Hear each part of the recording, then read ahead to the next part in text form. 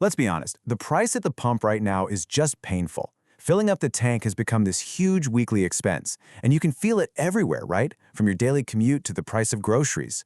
And for a lot of us, it's raising a really big question about our jobs.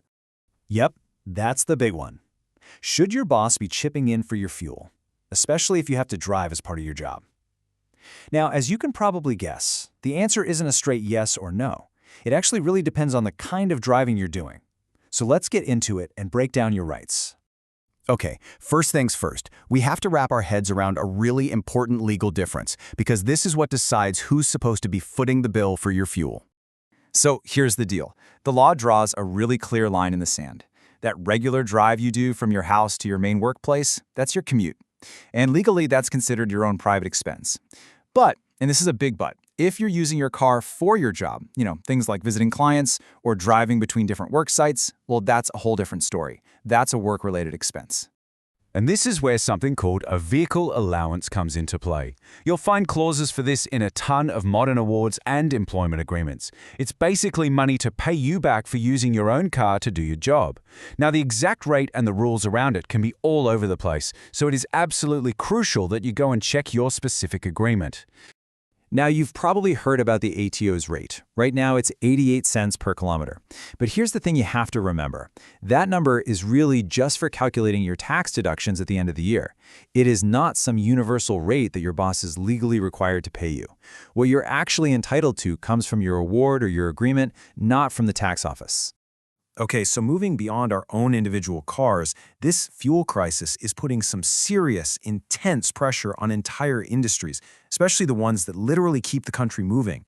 I mean, just think about owner-driver truckies, delivery drivers, all those gig economy workers. For them, fuel isn't just a cost to get to work. It's a massive, direct business expense. And right now, many of them are being forced to just wear these skyrocketing prices themselves. And frankly, it's becoming totally unsustainable.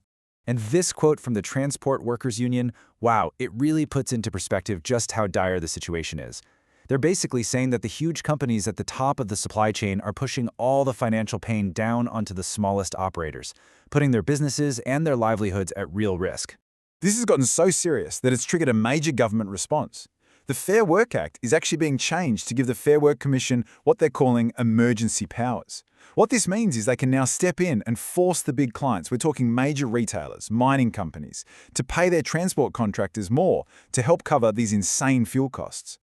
Of course, for all the office workers out there, this crisis has thrown a whole lot of fuel, pun intended, on a very familiar fire: the debate over working from home. So on one side of the argument, you've got the finance sector union. Their point is simple, and it's powerful. With a tank of petrol costing upwards of $150, just letting people work from home is an instant financial relief. They're calling it a zero-cost pay rise for employees. But that idea is getting some serious pushback from business leaders. Adam Schwab from Luxury Escapes, for example, compares it to the COVID lockdowns, saying that forcing people to work from home was destructive for business. His argument is, why did we spend billions on public transport if no one's going to use it? And the unions are firing back, saying this isn't even just about petrol anymore. Sally McManus from the ACTU broadens the whole debate, saying that working from home is a practical tool employers can use to help their staff deal with the entire cost of living crisis. And that worry about economic damage is echoed by Flight Center's CEO Graham Turner. He's concerned that a big shift back to working from home hurts productivity. He even likens the push for it to COVID panic and worries it would ultimately hurt the very businesses that provide jobs. So this back and forth over who pays and where we work is one thing, but the fuel crisis is now starting to create other, much more direct problems for businesses. And check this out, this is a really significant ripple effect. The Australian industry group is now reporting that some workers are just not showing up. They're struggling to even get to work because of the cost, and in some cases the scarcity of fuel. So this isn't about preference anymore, it's becoming a practical barrier, and it's literally draining the workforce. And this isn't happening across the board. The impact is really biting hardest in those sectors where you physically have to be on site. So industries like construction, manufacturing, and healthcare are the ones reporting the biggest jumps in people being absent, which of course is a direct hit to their operations. So, to try and deal with this, the Australian Industry Group is calling for a big, coordinated national plan. And they're putting everything on the table, from cutting the fuel tax to bring down prices, to making public transport cheaper, and even looking at rationing fuel to make sure essential industries can keep the lights on. Okay, so we've covered the legal stuff, the huge industry debates, the wider economic impacts. Let's bring this all the way back down to you. What can you actually do about all this right now? All right, here are the concrete steps you can take. First, get a copy of your award or employment agreement and read it.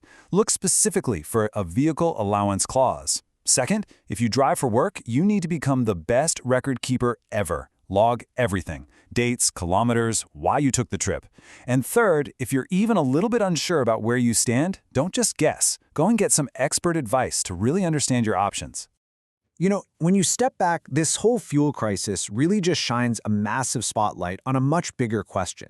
As these kinds of shocks keep hitting our economy and reshaping our lives, who's actually responsible for bearing the cost? Is it us, the individual workers? Is it our employers? Or is it the government? There are definitely no easy answers here, but it's a conversation that we are all now a part of.